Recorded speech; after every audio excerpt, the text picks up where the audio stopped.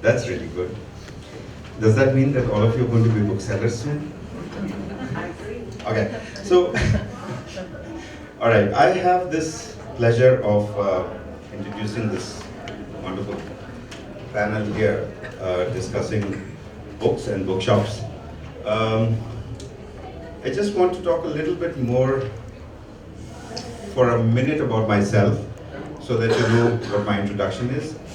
I come from a family of booksellers, and we've been in business for about 65 years. So this is our 65th year that we are in operation, and we have 5 bookstores in Delhi. I have a great panel here. I will start with Maina, actually. So MainaBhagat, who will of course talk a little bit about her involvement in the bookstore with the ABJ group and with Priya. We have Priyanka Malhotra, again from a bookselling family of repute, runs the wonderful Full Circle Bookstores and a publishing division, right? Then we have Akshay. Akshay is, I was talking to him, and what a delightful job that he does. Books on wheels, is that right? Or bookshop on wheels. So I'll let him talk about that in a little while. We have Rick, who comes from Seattle. Rick is a well-known face in the JBM or JLF. He's been coming for 12, 13 years. So there's only been about 10 years. Yeah. Since there's been a JBM and even before those sessions, yeah. Right. And so he will talk a bit more about bookselling in the United States along with Shuchi.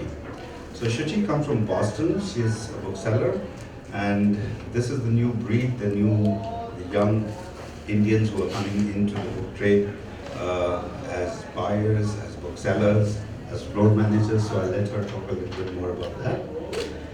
And so we have Manish, right? So Manish has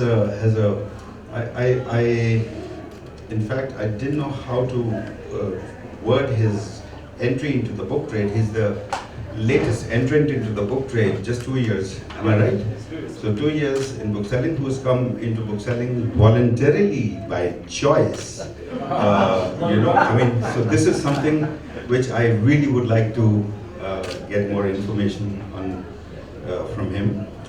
He runs a regular store and an online store, and he's got an elder brother, Rahul, who writes short stories every day.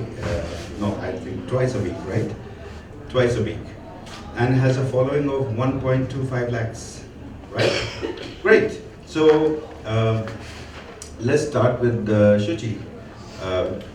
Just give us a short brief about yourself, and then we can get into the conversation. Sure. Sorry, just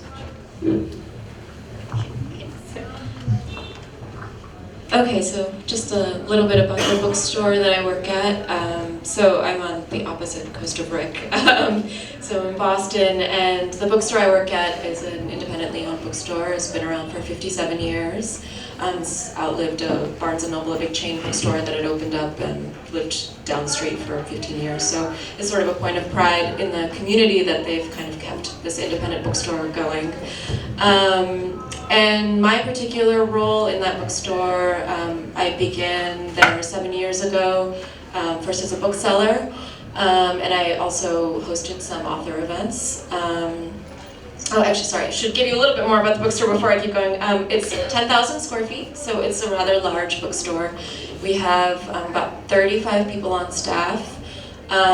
We have used books and full-priced books and bargain books. And then we have a pretty large author event series. So when I started, I was just a bookseller shelving books and also hosting author events. And then I started taking on a few extra projects. There's plenty of projects in an independent bookstore. So helped redesign the website, started bringing in foreign language fiction. Specifically, we had a French corner that I helped work with the French embassy on.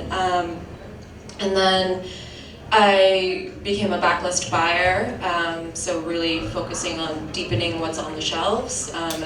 So we have a few buyers who focus on front list and bringing in the new books. So my focus was really making sure that we didn't ignore books that were published 5 years ago, bringing back books that may now find a new life on the shelf for whatever reason. And then just last year, which is something we'll talk about a little bit more later, is I launched this transnational literature series, which is an author event series. It's a very, very small part of our very large author event series. We only host a few events. I only host a few events a month, but it focuses on migration, exile, and displacement, and works in translation. Taking the cue from migration, can I move a little bit to Akshay? We'll come back to you on the bookstore and what Yeah, sure. you do. So, Akshay, tell us a little bit more about yourself and your mobile bookstore and your online, offline bookstore. We don't sell online. I'm like dead against it. Dead against it. Yeah. I don't sell online. And this is my 10th year in the industry. I worked with Oxford Bookstores for 3.5 years, and my beginning as a data entry operator was a small salary of 5,500 rupees. Which branch? I worked with Bhubaneswar. I also was a part of the team who started Delhi. I was there for almost a year. But strangely, we don't pay our booksellers much. Yeah, the bosses get a lot of money. I would disagree. No, Talk about that later. No, you can disagree. You can disagree. But I have to say this is what I got. As a bookseller, I got 5,500 rupee and then went up to 15,000 in 2013. I left. I quit, and I started something called Walking Book Fairs, which walked around with my partner Shatabdi, and we took books to people and we give away a 20% discount throughout the year, to making it more affordable for people who do not earn more than 3,300 rupee a day. We have 70% of our population who do not earn a lot of money. A lot of people compare book prices with the US, saying, oh, we are very cheap. No, we are not cheap, we are very expensive. We are not comparing with how much we earn. So what we do, we've been doing in the last 5 years, we're going to complete 5 years this year. We have traveled around 20 states, and this is another 10,000 kilometers that we're doing this year. We are on the way actually, on the road, taking poetry books, and we have sold around 500 poetry books in last 1 month, which is a good number. We keep saying, no, we are not selling, we are not good, but I see all the big bosses with big cars, big houses, we have money. I have sold 500 books in less than 40 days.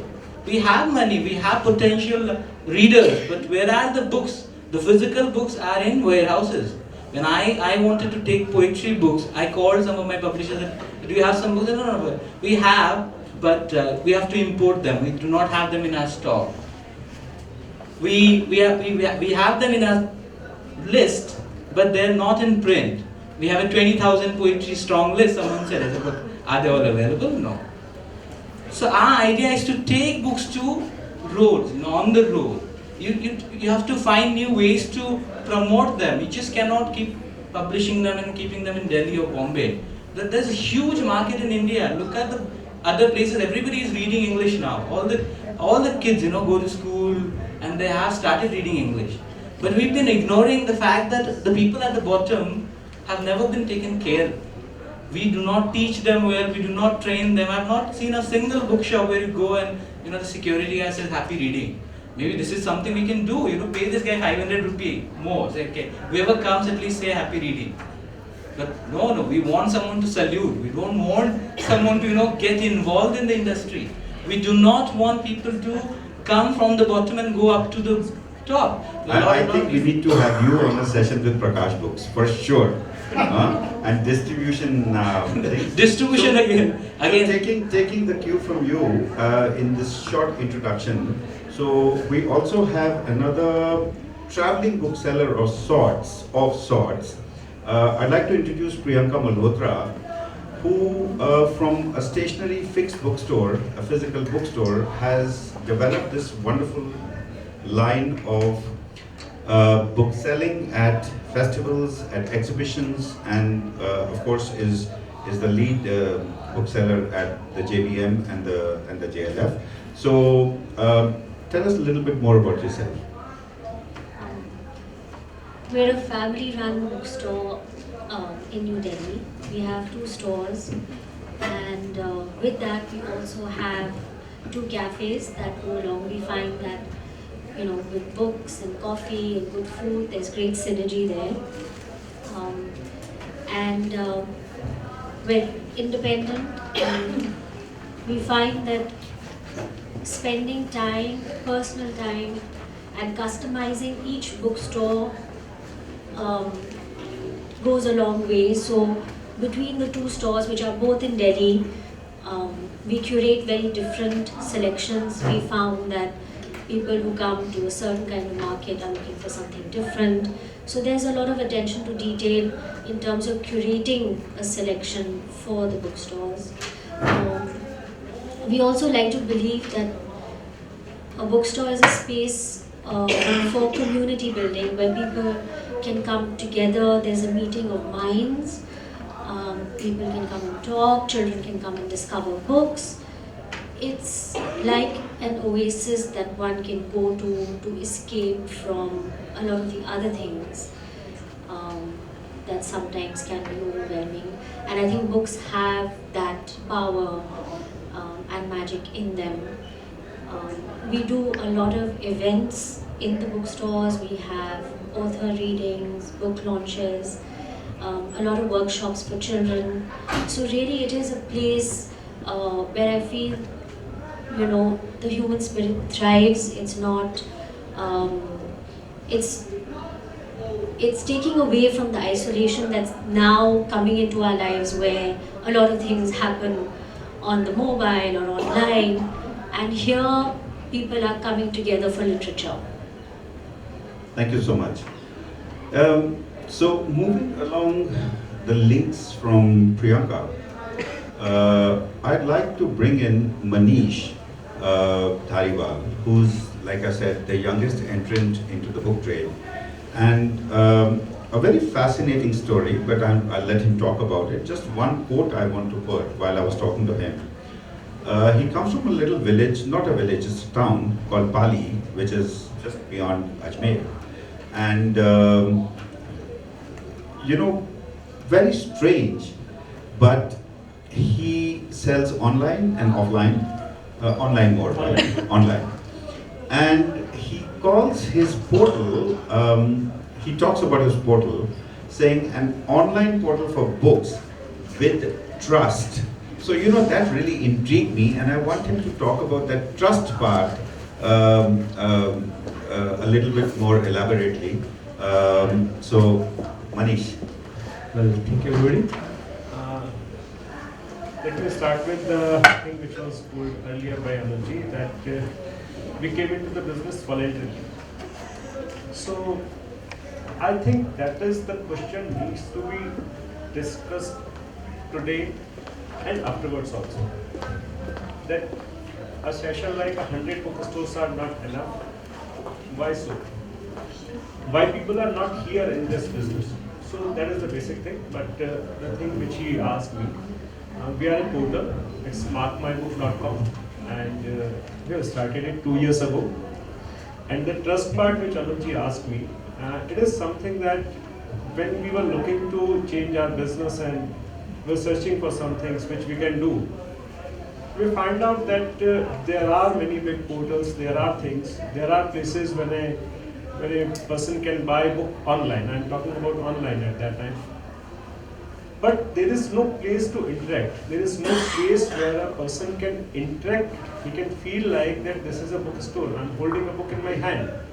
Because say there are not enough bookstores in India, and everybody doesn't have the access to get a book. If you say the town which I come from, Pali, I left that town 12 years ago. If you want to get a book, say an English book or something like that, it's very, very difficult. Only and only the biggest blockbuster books are available till today. Till today, after 12 years, when all of us, these big names are in the industry, so many So many things are happening, author events, and all those things are happening. But if you go down the line, if you say, you all might be aware of a place, Jodhpur. It's a pretty big place. And if you want to name that, where's the bookstore where I can buy a book released 2 months ago, I'm pretty sure you can't find a bookstore. And leave apart a bookstore, you will have to go to railway station, flip around the books available there, and that's all you have. So this is the basic thing, this is the basic idea with which we started, and that's what we want to build around that. Great, so we'll talk a little bit more about your bookstore once we get into the session. So taking you from Rajasthan, let's take you to Calcutta, the home where English reading, writing, literature originates from, and we have this wonderful person sitting next to me, MainaBhagat, who is not just a city icon. I mean, everybody in the city knows her, but she has dedicated her life to the APJ group. For the last 20 years, been attached to them on their bookselling projects, their bookshops, and anything and everything to do with books in Calcutta. Maina. Good afternoon, everyone. Well, I came to book retailing very late in life, but I came to book reading very young. And just as to introduce you to my interest in books, my mother told me that when I was about 4, I said, when I grow up, I want to marry someone who owns a bookstore. And then I said, or someone who owns a cinema house. So one of these things have come true. I work in a wonderful bookstore in Calcutta, which turns 100 years old next year. So you're all invited to come. We probably will have a year-long celebration. But yes, when I joined Oxford Bookstore, it was one of the properties acquired by the APJ Group in 1987.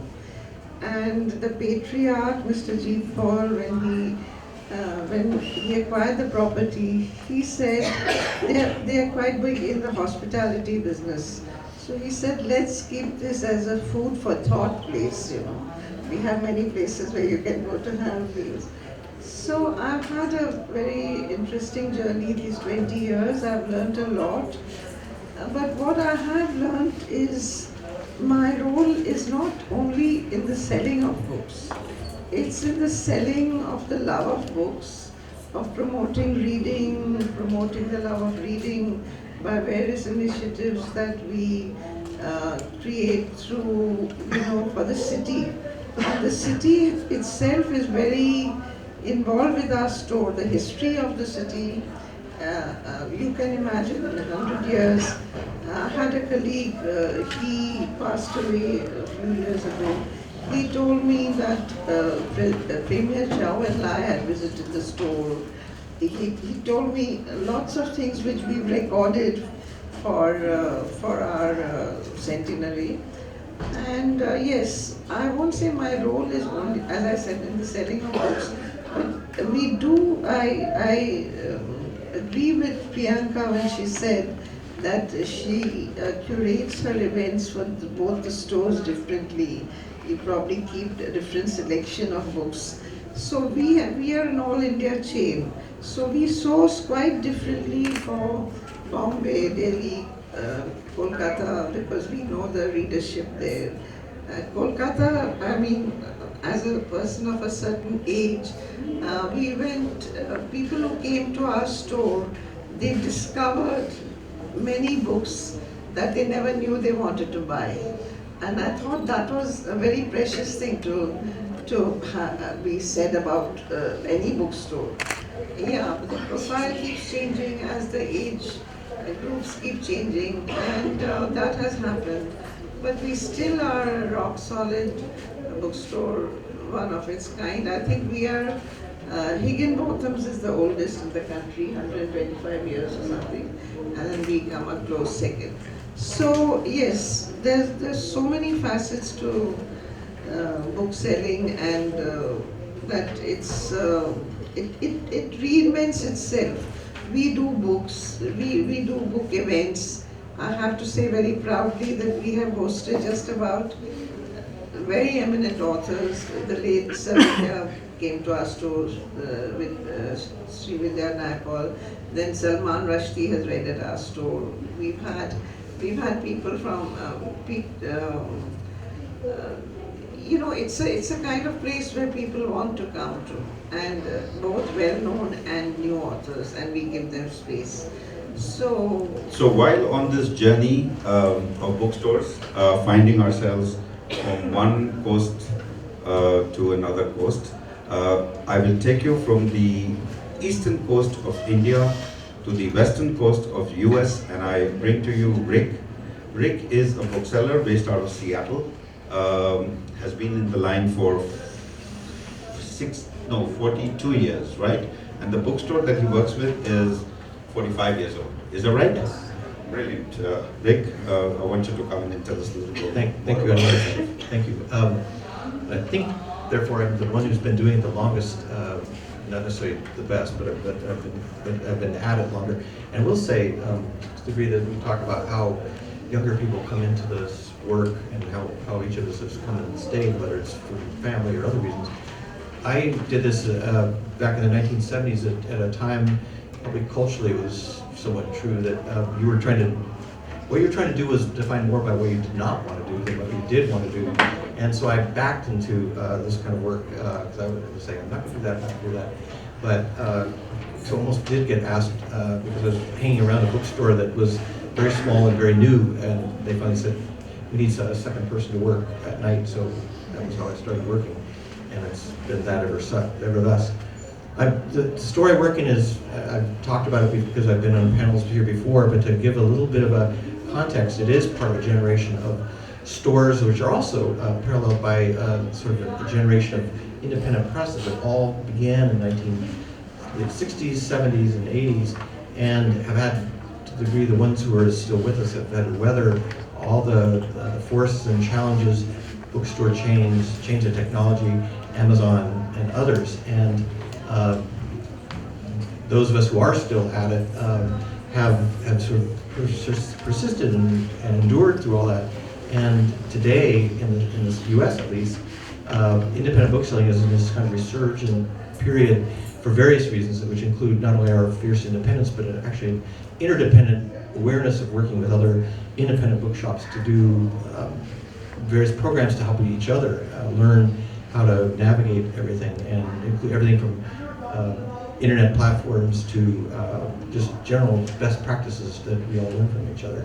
And we also, like everyone here, I think, sounds like have done reading programs, at least with the physical stores, for writers from all over the world have come in our shop, and readers as well. So there's that.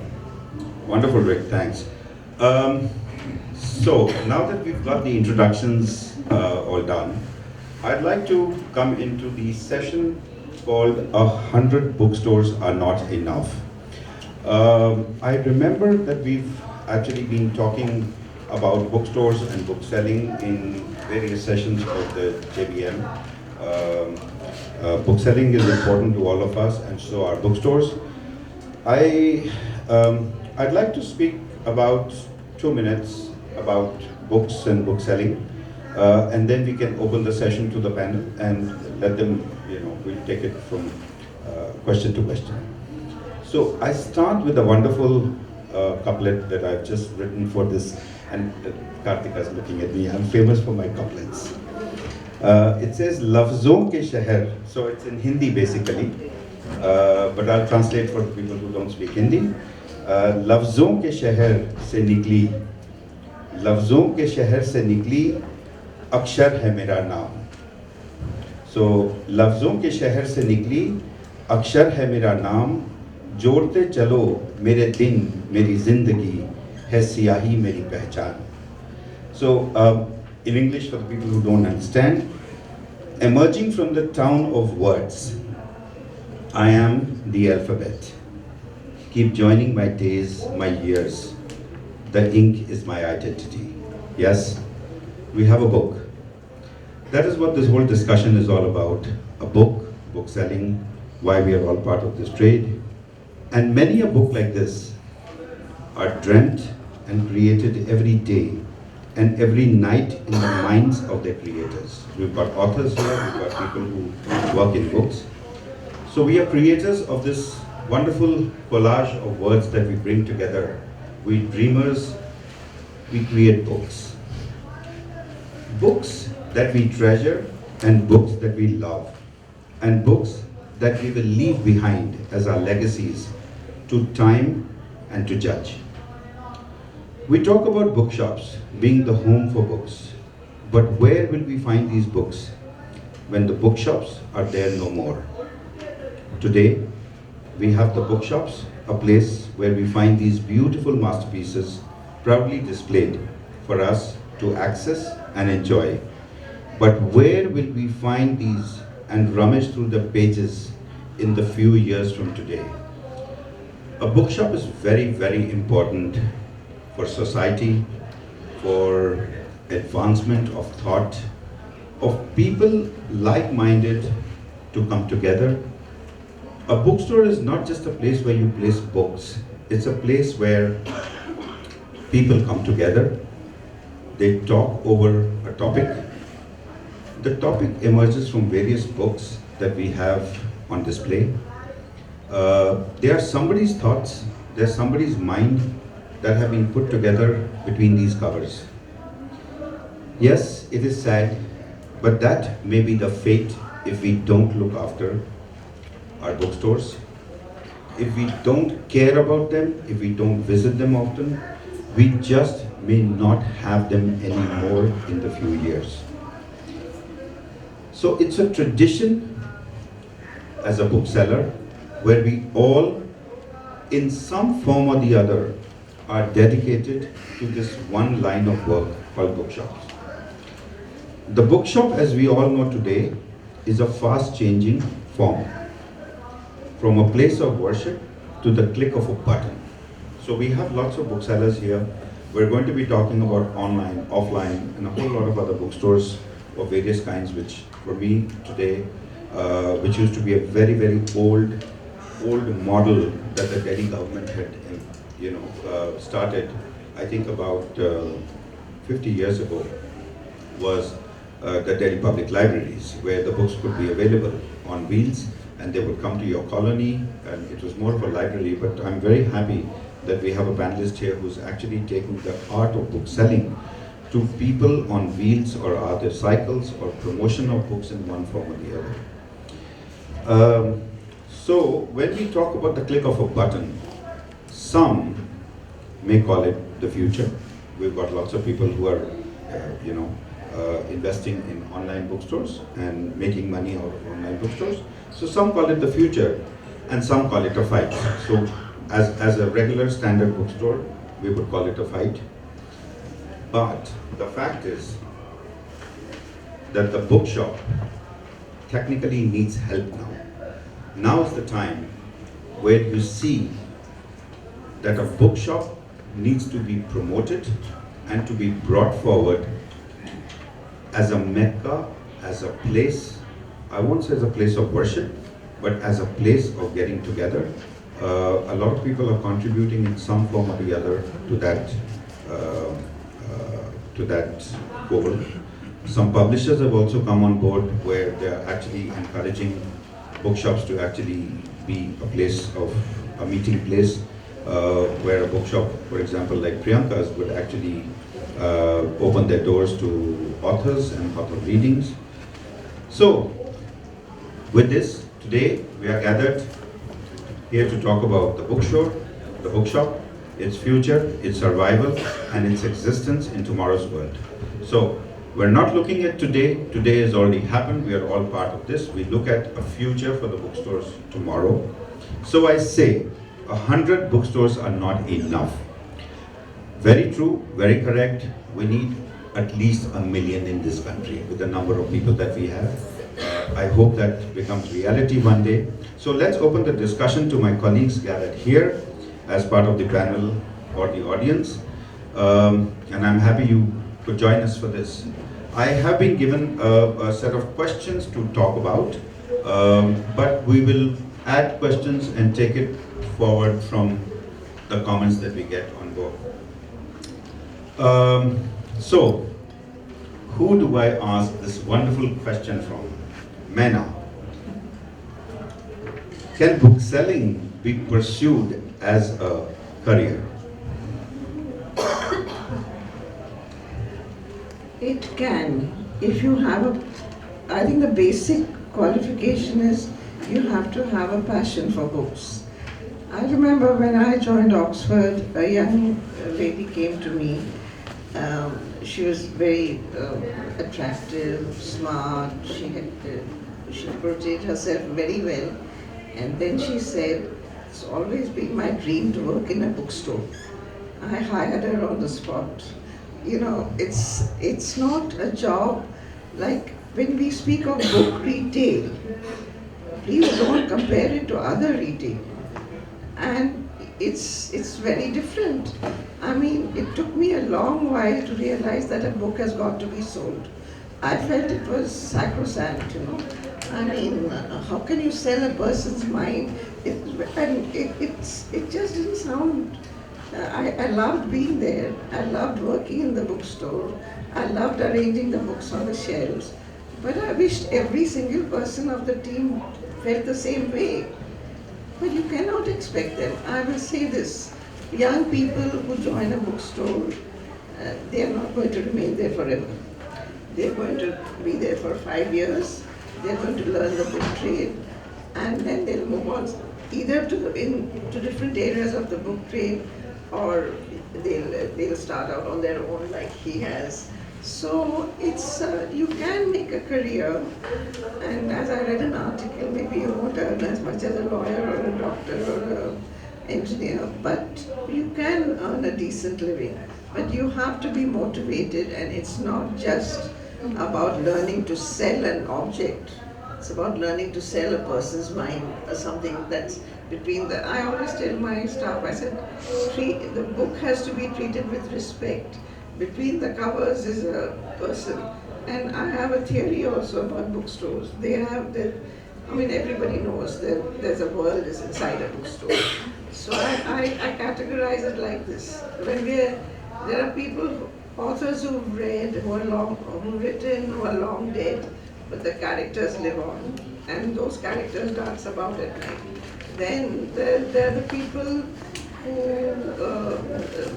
outside the books, who buy the books. And like that, and a bookstore like Oxford bookstores, the walls really speak. They do speak, you know. And there's lots of synchronicity. Suddenly, if I'm thinking of Alaska or doing an Alaska will either turn up, and the next best thing will be a book on Alaska will suddenly appear in front of you. So there are all these things that happen in a bookstore. It's not for the casual employee, I feel it. You should be committed, you should have some knowledge.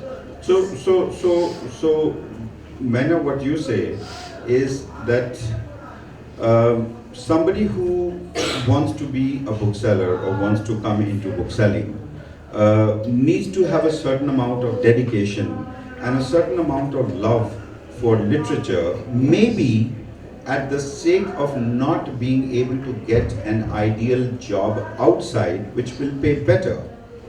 Sorry, go ahead. No, please complete your question. No, actually I was going to actually take this cue and take the question to somebody else also.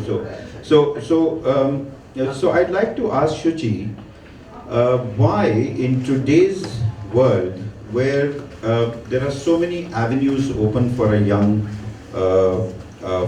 person to actually who's very well qualified, who has an undergrad plus a master's degree from one of the finest universities in America. Why is it that you opted to be a bookseller rather than being any other job? Yeah, sure. So I think my first love was writing, so that might have something to do with it. And that I worked in publishing very briefly in the editorial department of a mid-sized publisher in the U.S. And I did that for about a year, and for me, that I couldn't write and also work in publishing. So I sort of went backwards. A colleague suggested, why don't you try bookselling? And so I did, just to try it. And I found I actually really loved I love the hands-on nature of it. And I realized that there's actually quite a bit of creativity in bookselling. Because I've always loved books and I believe in reading so much, it was fun for me to both be on the floor and recommend books to people, and as time has gone on to, build other things. The independent bookstore, at least the one I work at, I am in a particularly unique and privileged space in that we have some creative freedom to try new things, and the managers and owners are allowing their staff to do that. And so when they do that, I think that does make that kind of career option much more interesting. And for me, it's always different. It keeps me engaged with what's happening. We're kind of always on the lookout what's happening in the news, and how can we be a space where people can kind of learn new things and pick up new books and explore outside of what they're comfortable with. And to be part of that is very important to me, and I don't think that there's another job that I can conceive of at this moment that would provide that kind of satisfaction for me as the bookstore has. But it's a very unique position, I know that, and so yeah. So the job as a bookseller for you, I know you're a buyer with the group that you work for. Mm-hmm. You're not the head buyer, but you are one of the buyers. Yeah. So besides this job giving you satisfaction on a personal level, to your curiosity of literature or your contribution to creative writing or thoughts in books, do you think this job actually pays you enough to be able to sustain yourself in today's world? Sorry. Frankly, no. I can't say. I think quite a few people in publishing feel that way, though. I don't think it's just the bookstore level. I think it's at the publishing house level as well. So yeah, I think I've found a balance, and I do take on extra work in order to make it work, whether it's freelance editing or writing projects. But I'm in my 30s, and quite a few of the booksellers are in their 20s, and I think that's where I'm seeing it really be a problem. Living in a city, they love the job, but after a few years, they do move on. Do you see yourself as a bookseller 5 years from today? I think if I'm also a writer, yes, I would. My manager asked me, if you had a book deal, would you stay here? I think I would actually continue to be a bookseller. So now we have to work on getting her a book deal, right? So the publishers here, please opt for reading her book. Let's move to Manish. So here we have Shuchi, who voluntarily wants to be a bookseller, and also we have Manish, who has opted to be a bookseller rather than anything else. So tell us a bit more about why. Why do you think that bookselling is important to you, and why is it that bookselling made you move from your little town and come to Jaipur to explore better avenues, not as a technologist or somebody who's actually involved in promotions of online sales? I mean, you could have sold fashion online, but why bookselling? Well, there are some things which I want to say before answering the question. Thing is that when I shifted from my other business to this books business, we had done a bit research, and what I could find out that Manish, Hindi अंग्रेजी सब बोल सकते हैं आप हिंदी में बोलेंगे, that's fine, मैं translate कर दूँगा. What I find that there's a huge gap. There are things to be explored.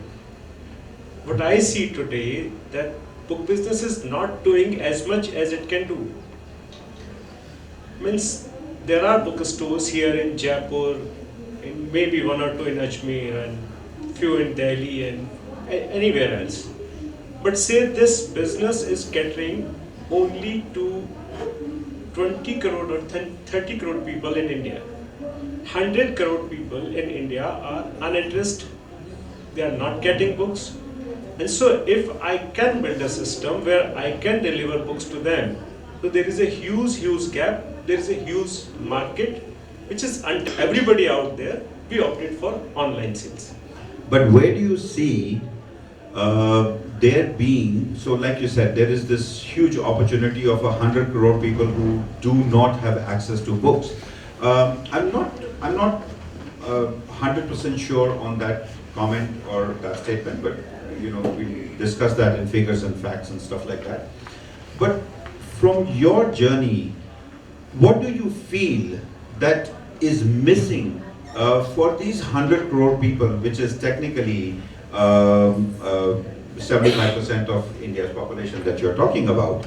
What is missing in this, where the books or the book selling is not able to reach these 100 crore? Well, any business I think has three parts: industry, trade, and commerce. Industry means production. So here publishers are there, they are, you say, making the books, or in crude terms you can say they are producing the books. Then there is trade, a lot of people are selling books. But where is the commerce? Commerce, I think, is completely missing from this business. Not completely, maybe in terms, a huge gap is there. Because there are no, when you go through the business, if we see it something like that, there is a college pass out and he wants to do some kind of business. Will he ever think about entering into a bookstore or opening a bookstore or going into a book business? Because he doesn't know about it. There is no exposure for the young ones who are coming out of the college every year. They are unemployed and they don't have an exposure that they can get into this business. See, any other commodity, make it be from FMCG or any other thing, they have this arrangements of CIF agents, C&F agents, who carry the commodity from the industry and give it to the trade to sell it out. But in books, is it? I don't think it is on that level, which shall be to what you said earlier, that there shall be 1 million bookstores. If there has to be 1 million bookstores, there has to be a robust supply chain. But there isn't a supply chain. Means there are some distributors who are doing best of their capacity to cater whosoever is asking them to give them some books. But if some books are missing, if somebody, a bookseller, wants 5 copies of a book, is it possible for him to make it available to his reader? It's a long process to make those 5 copies available to his reader. It is at least a 10 days process. Will that customer, I'm saying customer, not reader, will that customer wait for those 10 days for a book to read? Or you said there are so many things. So what you're trying to say is that there is a lacuna, there is a lack in the process of distribution that you would put forth as the reason why bookshops are not able to progress. Is that what you would like to say? Yeah. What I want to say is that industry as a whole is not promoting people to come into the business. The business wants to be run by the book lovers, for the book lovers, and to the book lovers. This, at the end of the day, are we selling books to each other? Well, actually, there are people who are not aware about books, who haven't read a book in their whole life. So, do you expect them to go to a particular bookstore, buy a particular book which can be recommended by the bookstore owner, and then he will spend his money and time on that if he can see the book everywhere? Means if you see go out on the roads of Jaipur and you won't see a book anywhere. So, जो चीज दिखती नहीं है वो बिकेगी कैसे?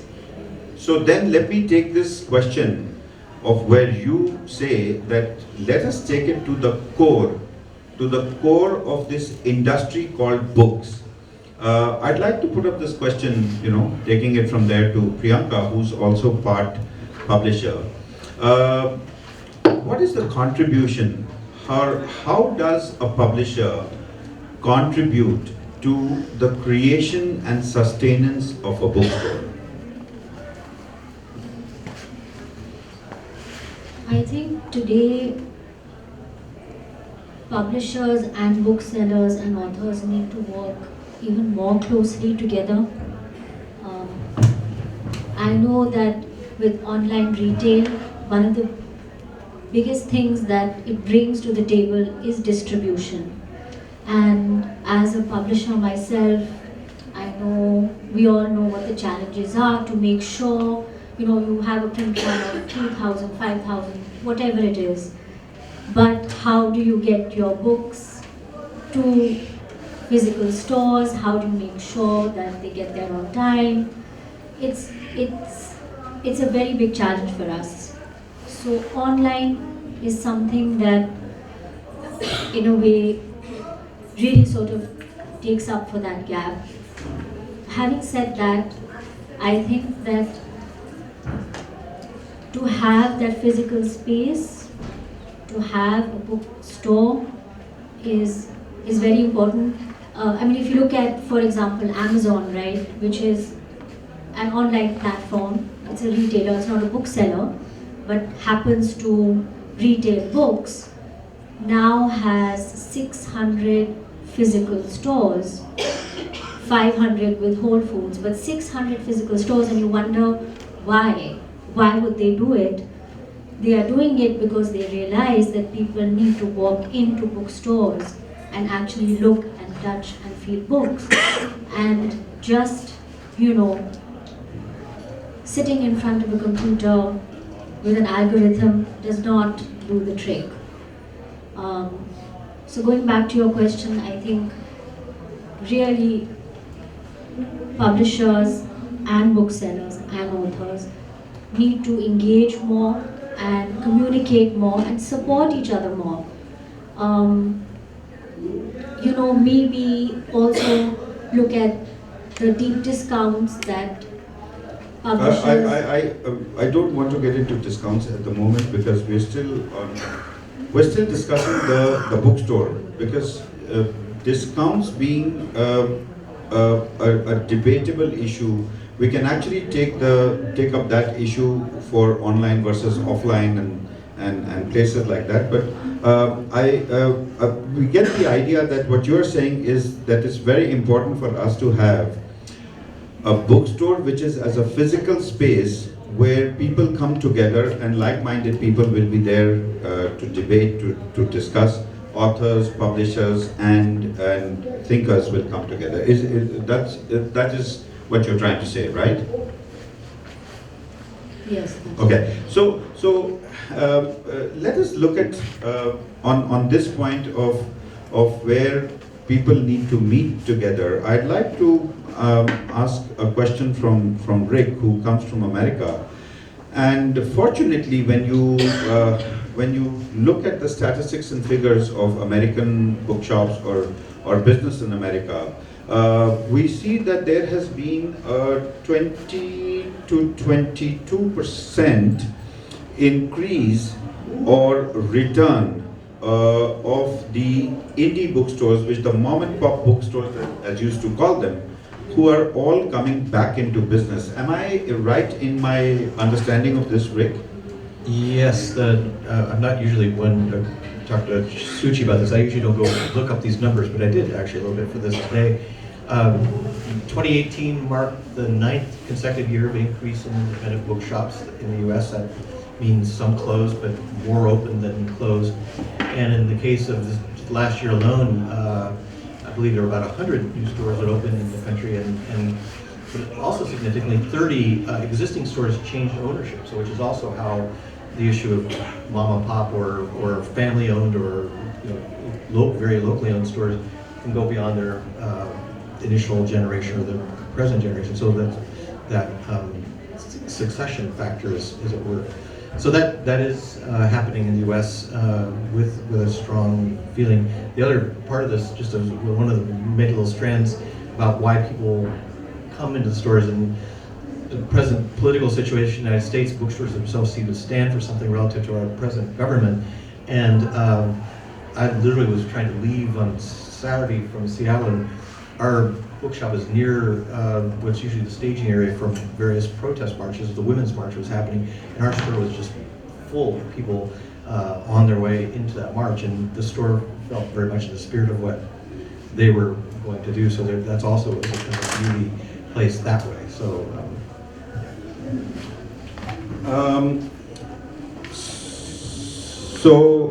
Akshay,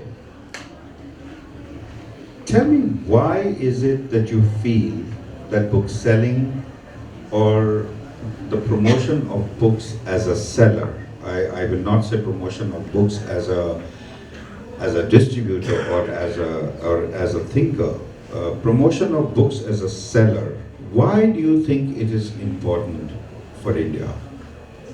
So before getting into this particular question, I want to come back to bookshops, because I also need to say something about bookshops. So today, wherever you go, you pay. To go into a public space also, using a toilet, you pay now. I think bookshops are the only spaces left where you don't pay to get in. And these are wonderful places where we can get in young people to come, debate, talk to each other, meet, and they don't have to spend money. And that is maybe where we are not focusing. Let them come in. We do not have public libraries, but the bookshops are virtually working as public libraries. Let them come into the bookshops. You do poetry reading, you do whatever, but at least let them come in, sit down, not spend money. It's not a problem. If you have 50 walk-ins coming, at least 2 or 3 would turn into a sale eventually. And books has to be there. Books must be seen by people. And physical bookshops are only place where we democratically, show every book. I do not have a bestseller saying, this is the one you should buy. I promote everybody. Everybody is there. You come in, have a look at it. You go through every single page before buying it. It's not a product. Emotionally, if you feel attached to a piece of writing, you buy that product at the end. But if you take it away, put everything on a page where the home page is going to focus her because she has paid 2 lakh rupee to be promoted, it's a very big crime that we are doing. We strongly believe when you put something out there, when it's seen by 100 people, it's going to be bought. But if you keep it away from the people, you do not allow people to come and have a look at it, it's not going to sell. But a question emerges from the same question that you are answering. Mm-hmm. You also run a physical bookstore, Mm-hmm. if I'm not wrong. Mm-hmm. Yet, in spite of the physical bookstore, you have gone that extra step where you have opted to take the books to the reader as a traveling bookshop so that it becomes more accessible. I tell you, we have to fight with the bigger forces. When Amitabh Bachchan is selling Coca-Cola or Shah Rukh Khan selling a Fairness cream, everybody is buying it. But I have nobody promoting my product. So I have to do new things to promote my own product. I take my books to people and say, have a look at it. These are books which you cannot see online. If you don't know the names, you cannot search.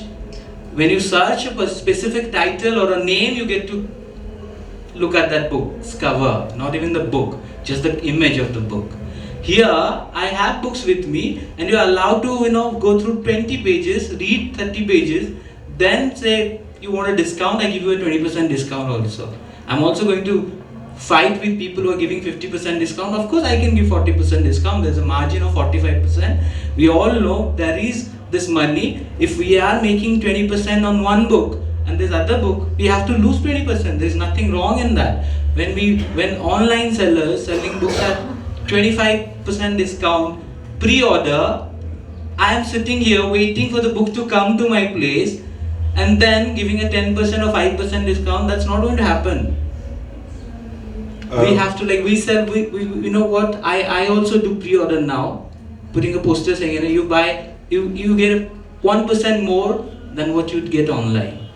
But that is a fight of online offline. Of course, it's a fight. But that is a different point. But Rick, you want to say something? I just wanted to finish a little bit when I talk about the new bookshops open in the U.S. because it goes a little bit about where books go. What's happening in the U.S. I think is the new bookshops. They're going into communities that haven't had bookshops. It's not just going to the predictable big cities where you think there's this, and it's become this point of local pride that to have a locally owned bookshop, and there are people, well-educated people that help support that. But also that the booksellers in the U.S. Booksellers Association have programs to help bring in people like perspective. They're also trying to racially and ethically diversify what's needed to be done. So people from other backgrounds come into bookselling. At the same time, the booksellers also are working on programs to keep younger booksellers in it who are not owners, but who will stay in it for longer than 5 years. So these are things. There is a lot of support going on to those kinds of things in the U.S. So what we are doing is also taking books to smaller towns in Odisha, where we do not have a bookshop, and we don't make a profit out front. Like I am taking 500 books and going to sell them tomorrow and make a big profit. You cannot do that with books. When we take around books, we want to make a statement that these are things which you are ignoring. We need to do something for books. That's the statement that we want to make. And it has worked wonderfully because even the recent tour, the continue of this tour that we are doing, we have been seeing people reacting like crazy men saying, oh wow, these are so many poetry books. So that means we do not have that many bookshops showing that many poetry books in their own locality. So first of all, we have to create bookshops. We have to bring in young people to know, like he was saying, why would anybody want to start a bookshop in a small town? Yes, you have to involve your community also. You have to say, okay, this is a pride thing for you. You have a bookshop.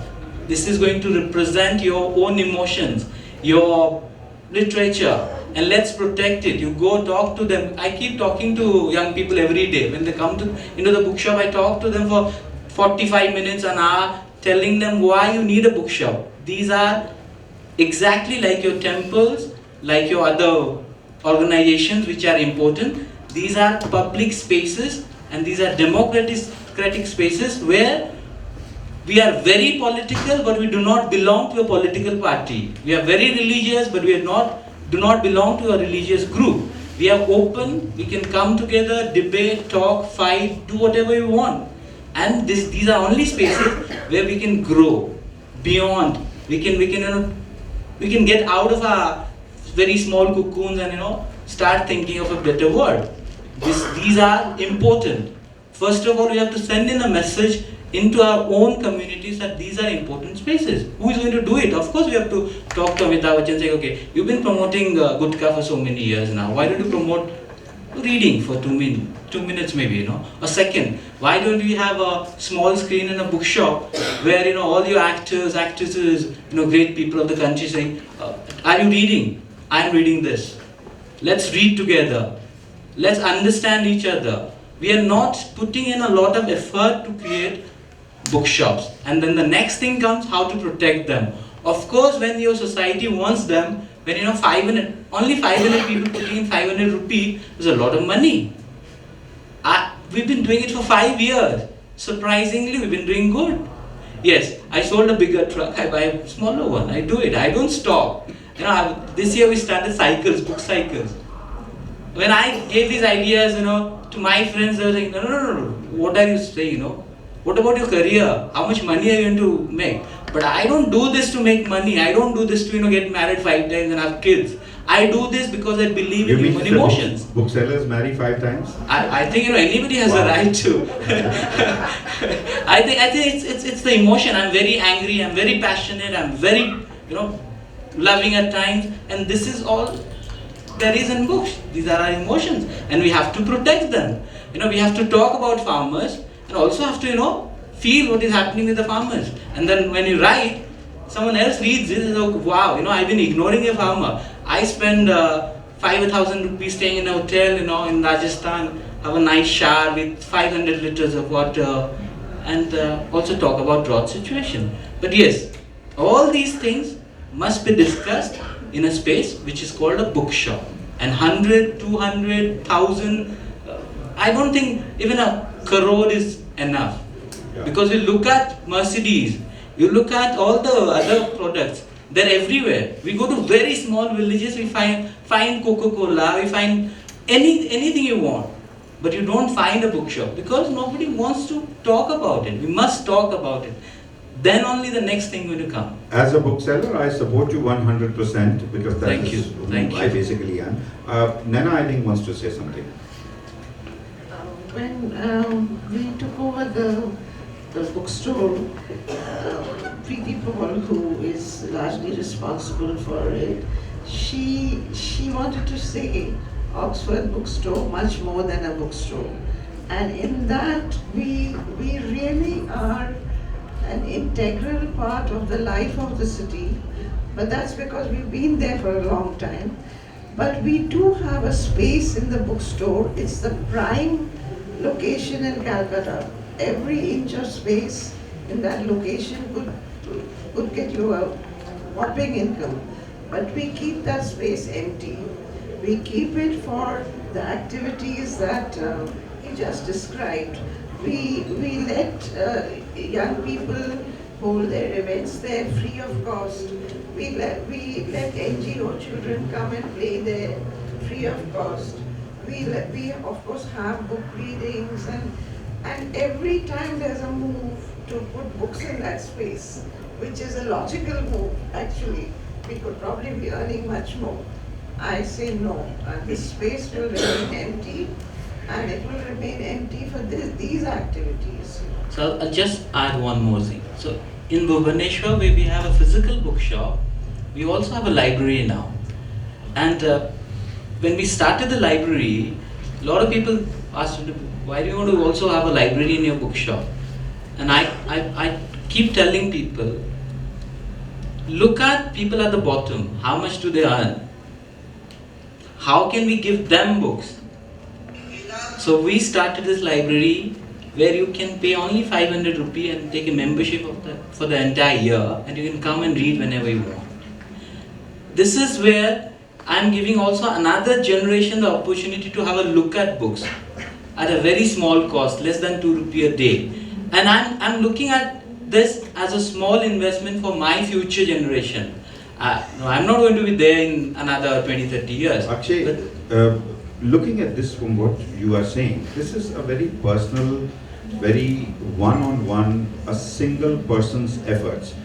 So what you're trying to say, or what you mean to say, it is the efforts of single individuals who are... Only independent bookshops can survive, and they have to be run not through the perspective of a corporation, but through the perspective of individual love. Yes, but that for brings us emotion. to a very important question which I want to open up to every bookseller over here on the panel.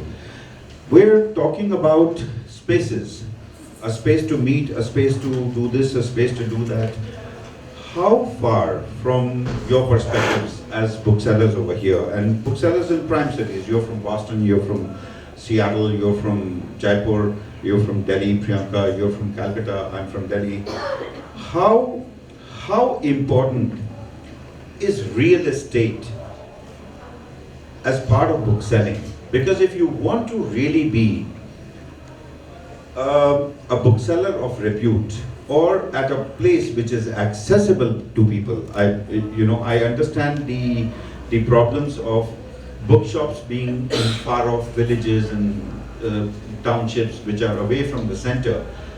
But most what we have seen till now is that bookselling or bookshops are a culmination point for people, but that place has to be accessible, and it has to be at a reasonable place where everybody should have access. Hence, to you booksellers, how important it is to keep the values of today's real estate in mind while looking at a physical bookstore? Anybody, you can start that. So we have garages in Delhi, and during the day, the garages are not used. What about the walls of the garages? I can do a day bookshop when the cars are out and use it during the day. In the night, I can use car parking in malls. There's so many ways to find out cheap or affordable real estate. In a book cycle, you can carry 50 books and take it around and create a small group of book lovers, and every month do a small tour with them. I don't think it's a problem. The problem is we are not looking at other options. We are just stuck to this size of a bookshop. We want a big bookshop, and this is how a bookshop has to be or should be. It can change. Yeah, please. Well, actually, this is something Rick can speak to as well.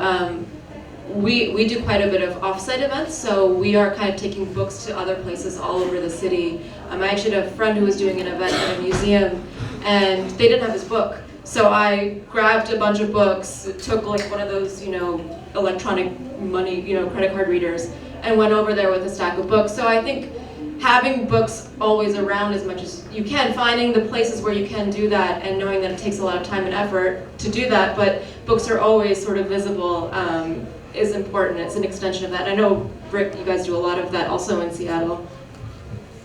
Yes, the other part, to go back to where Anuj was going with occupancy costs and rents, that is an issue in the big US cities right now.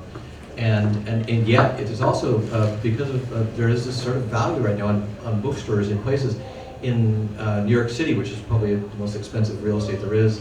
This tiny exquisite little bookstore called 3 Lives was in a little building in Greenwich Village that was bought, and a lot of money was paid for, and everyone feared for the existence of the store. People owned it, said no, we want them to stay, and there's probably more rent involved, but it's not there. It's something they can live with. Our store, about almost a decade ago, was looking at having to move for various reasons from its original location, and we were actually enticed with a good lease to an area that was underserved for retail, but used to sort of help generate more retail. Like we were used as a magnet to draw other kind of creative retail in the area, so it's worked out for us to have decent rent at that location and to be in a neighborhood that's thriving relative to some of the other parts of the city. Priyanka? I'm also working closely with other enterprises. For instance, we have books related to health. We could actually talk to some of the clinics to have some of them and display them, maybe few copies, not 500, maybe 20 or 30. We have gyms, we have beauty parlors, and sadly or strangely, I know what is it, we are not thinking about it, but we have books to cater to every section. We have sub-lease contracts that stop you from subletting to other people. Yeah. So that is a practical side, which is from the lease side also. I think there's one more thing, like distributors are allowed to sell books online, sell anywhere they want. Anybody's allowed to sell online. Anybody, yes. But booksellers, bookshops are not allowed to distribute. So Why? it's again. Why do you say that booksellers are not allowed to distribute? Yeah. Why not? They're not allowed to distribute. Says who? You just talk to all the publishers in Delhi that they give you books through distributors, and the distributor has the right to distribute in Odisha. Not at all. I do not have the right. Absolutely not. As a bookseller, you have the right. Once you have bought the stock, you can sell it to anybody for whatever price. No, you cannot distribute. Of course you can. As a bookseller, I'm telling you. But I've been doing it. But when you sign the agreement, you say you are not going to distribute. Oh, I didn't sign any agreement. Yes. I've been a bookseller forever. because you live in Delhi and I live in Odisha. Maybe that's the. Maybe so. So this means that we do need Priyanka's views on this as a publisher. That how does this policy work where somebody is not allowed to sell as a distributor or as a sub-distributor? Is that possible? Are you saying that you are unable to get books directly from the publisher? Is that what you're saying? To sell it to other booksellers in Odisha because your distributor will have a problem in selling it to other. I have not I've made a note of this point and I will fight for this issue with you. I promise you, I'll find a solution to this. No worries on this, but so we're still on the question of real estates, Priyanka. So one of the full circle stores is in New Delhi, is in Khan Market, which happens to be one of the highest rental markets. And over the years, we've, as an independent bookstore, have been struggling because the book price, the average MRP has relatively remained the same, but our overheads have increased immensely, and we struggle with that. What we do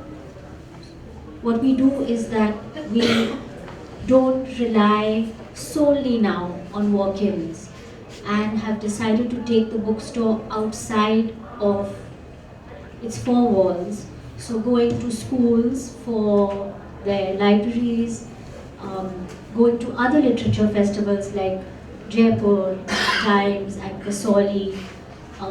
These are the ways in which we can overcome this problem that we have, where we're just relying on the physical space. And even Bookaroo, for example, really looking for opportunities where you can take books to other places, to other people, and also to those who do not have access to come to a Khan Market or to a JK, but really everywhere possible. So this is like Nanak talking, where rather than Nanak going to Mecca, Mecca is coming to Nanak now, right? So what you are saying is the ideation, the idea of thinkers coming together at one place is now that the place has to now take as an alternative and go to the thinkers. However, for all these booksellers sitting here, there is this wonderful news from, we always have this fight about online, offline stores and discounting and this and that. So I think from next month onwards, I think so 15th is the cutoff date, where the good news is that online bookstores will not be able to give more discounts than a fixed amount, which is going to be fixed, which has actually been fixed, but to be announced next week by the courts and by the central government. So that is good news for booksellers like Priyanka, myself, Rick, and Maina, and all of us, where we will now be able to be in competition, or in not in competition, but at par with most of the online sellers, where discounts is the only category that they are able to get a plus on a regular book sale, a book sales on. So here is one question specifically to publishers. And unfortunately, on the panel, Priyanka is the only one from the publishing side. Why is it that as booksellers, or for booksellers, why is there a difference in discounts, percentages offered to prime online sellers, and not the same courtesy is extended to booksellers who are running physical stores, who spend all their time in bringing the bookstore as a showpiece or as a showplace for all the authors or the books that are available, whereas the online, it's only a documentation area, it's a data planning. So why is it that there is no parity between the structures offered to an Amazon or an Amazon Prime seller than to a physical bookseller? As a publisher ourselves, I think we offer the same discount to whether it's an online retailer or a distributor. But I think the difference really lies in the online retailer being able to heavily discount it because their overheads are just so far less than a brick and mortar store. So I think maybe that's the difference, you know. And like, so if you look, So if has you the look at publishing industry, the publisher, right. right now, I'm actually putting you on the pedestal on speaking for the publishing industry. Is there a concrete step that you have taken to curb this discounting by the seller online, or there is nothing that you have done about it? So I think you just spoke about that a few minutes ago. You know, bringing about maybe a fixed book price policy where retailers, whether online, offline, cannot discount over a certain percentage. And I know that in Europe they have that fixed book price policy, and even there, I think for the first few years, the book is not allowed to be discounted at all. I'm not sure how many years it is, whether it's 2 or 3, and only after that, within the range of what is permitted. And that is something that could really help all of us here. So with this, can I? Sorry. I would like to add 2 things to this. Yeah. First of all, the question which you asked earlier, that what about the real estate market and owning a bookstore and running it and all those costs involved in that. So there is something between the lines. Does anybody has to be an exclusive bookstore to sell books? Can't the industry find any solution where you can say like multi-brand stores? Can it be not that books can be displayed on other places where the owner doesn't has to have a complete bookstore? Means stationery marts can be the example, academic booksellers can be the example, and so many so on and so forth. There are various models for this, sorry. Various models. Because I have to open this up to Sure. public also. There are various models on this, I'd just like to let you know. Where it's called a store in store. So if you look at the west side stores where, so they have a corner where they have books, toys and stuff like that. So it's a store in store, which is a very common model, and it's not a model that is from today. I exploited it personally. But that is not being explored. No. It's a very individual system. It's a larger question of how it is going to be involved. So I involved a publisher attached to this, where we wanted to promote a particular author, and we took it to the Reliance stores. Not the Reliance stores, I think some food company stores it was, where we got a counter at every outlet of theirs, which was I think about 200 outlets at that time, where they did allow us to put a section of that book available over there, and they had added it to their billing cycle. So it's a very individualistic thing. Yes, the ideas are explorable. As an industry, I would certainly bring in most publishers to come and talk about it and come on the platform. That's why I want to say. Yeah, but the platforms are available. It's not that the platforms are not there. However, with this, I think we can conclude the panel side of saying that yes, we need 100 bookstores, or 100 bookstores are not enough, so we need more. Maybe we need to restructure the art of bookselling or the art of the bookshop. So if the public has anything to contribute, yes please. Rather than a question, what I had a feeling listening to everyone on the stage, a manufacturer produces a goods and owns the responsibility of marketing their product to the market, to the end user.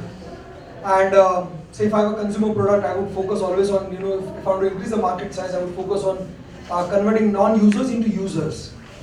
Who owns that responsibility to the book industry? We're converting non-readers into readers. That's one. Probably who owns the responsibility of marketing a particular product. Say if you have a Nestle brand on a product, then Nestle owns the responsibility to market it. Here, if a publisher's brand is on the book, the marketing side has been always left to the author. rather than the publisher themselves going out and promoting that they have 100 different titles.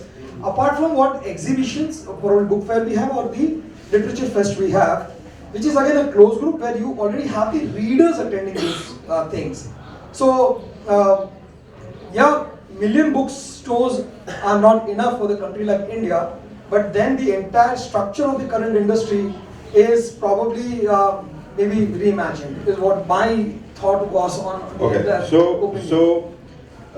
so taking this perspective from the author's perspective, is that right? Yeah.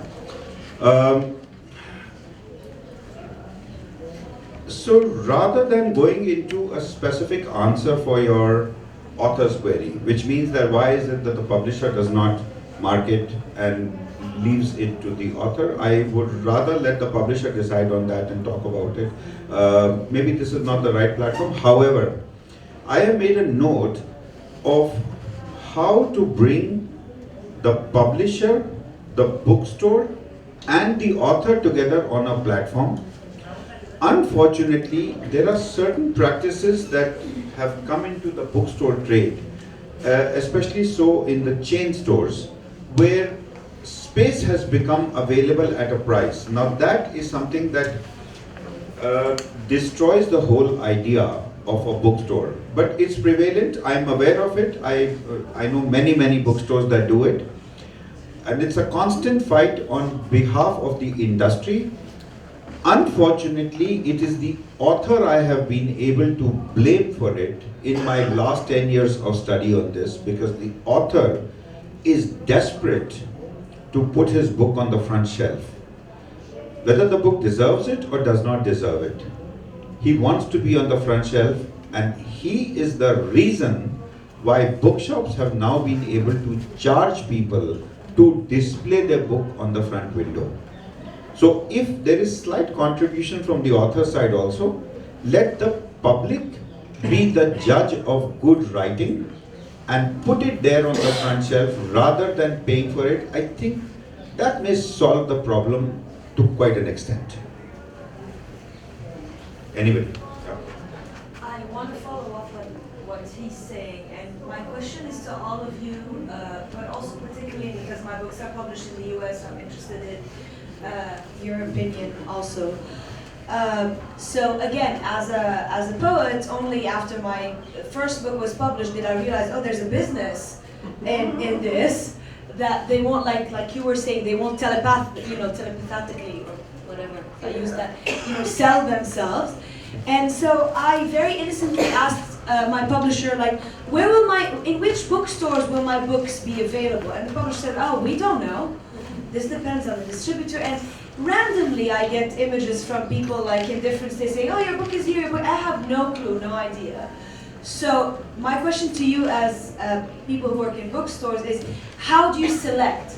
On what basis do you choose titles to display wherever, front shelf, back shelf, doesn't matter, but how does this selection process take place? I'm really interested in that as an author. Shuchi? Well, there is the whole, we have sales reps who are coming and telling us about books that are coming out, and they have a long relationship with the head buyer, and they know what works in store. And so there's that whole element of it. But then I think it goes, you start to kind of, to me it's always you're kind of building connections based off of, okay, well this author really promotes this person's work, and who is this, and this author has done well here, so let's check out that book. In poetry, I think, especially in the US, it's a really tight-knit community, and so I am seeing what a lot of other poets are reading and talking about and writing, and kind of just going from there and deepening our poetry section. Also looking at the small presses, I think that's actually something that gets ignored quite a bit on the sales rep side as well. And so finding who are the presses that are focusing on translation, focusing on poetry, these pockets that get ignored generally in the market. So can we look at, so I actually, those things do get missed in our store quite a bit. And so I do sometimes just sit for an afternoon and go through lists and see, like, well, why didn't we try this? Let's try it and let's see.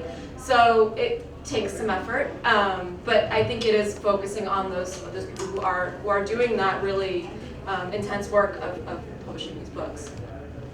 I just follow up very much because Sushi is right. Is often the one thing about this, books aren't fixed in their time. I mean, you can pick up somebody's work a couple years along and say, we finally know about this writer, and it is ways we find out what we've missed. Coming here, I know more about your work than I have known in Seattle. So that's part, and that's part of why I come here. I come here finding out about all kinds of work, and I bring that back.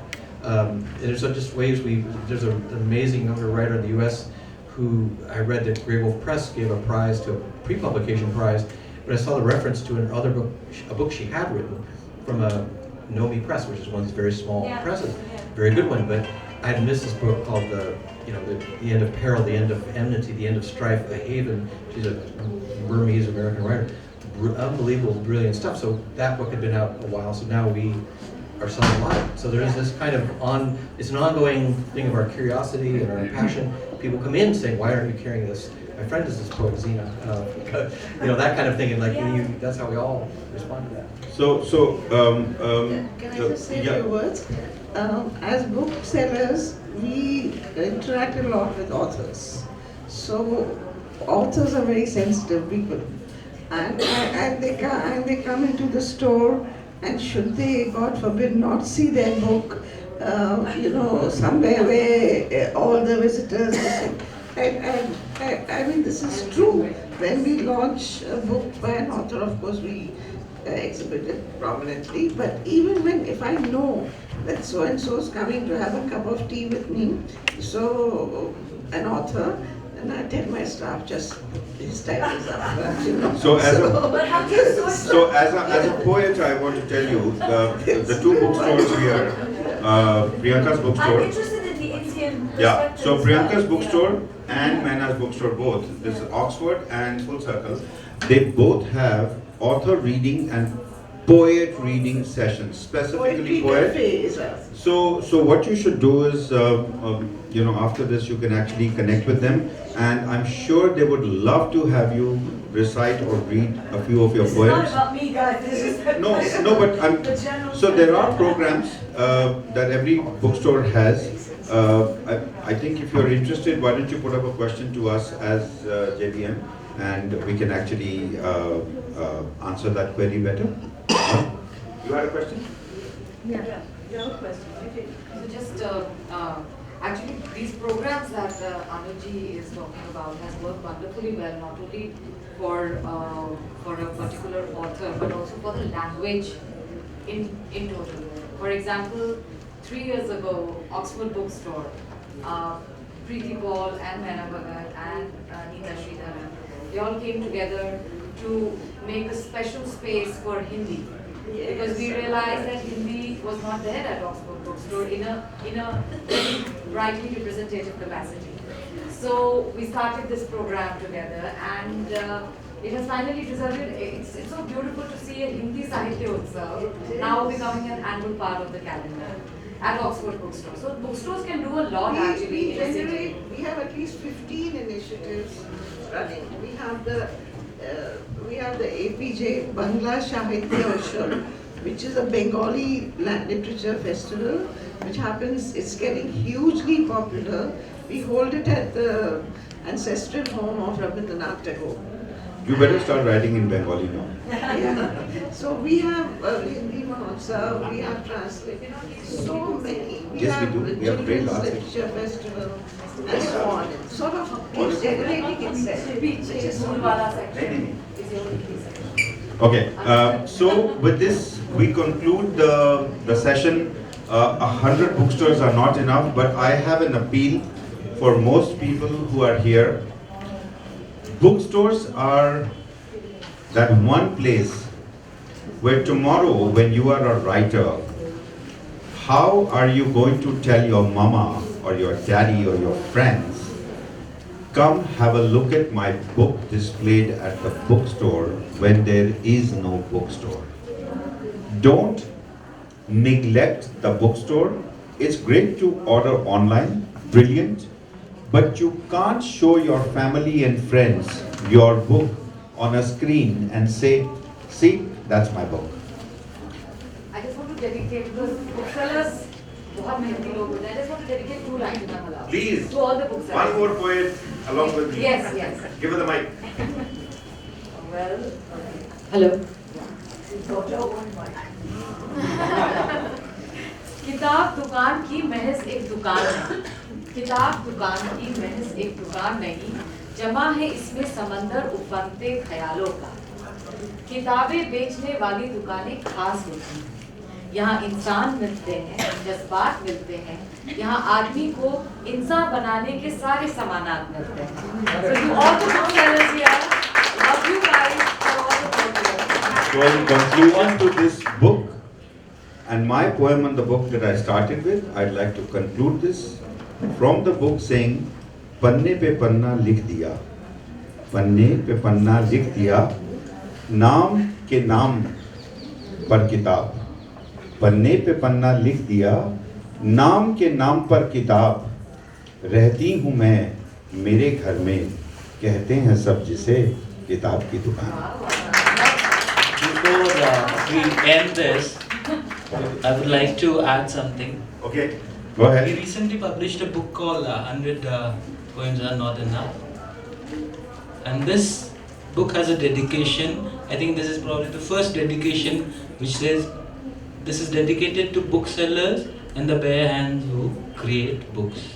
I think, of course, there is a lot to be given to booksellers and also people at the back. You get your first order of 50 copies from me and 50 copies from Priyanka and 50 from Maina. 150 sold.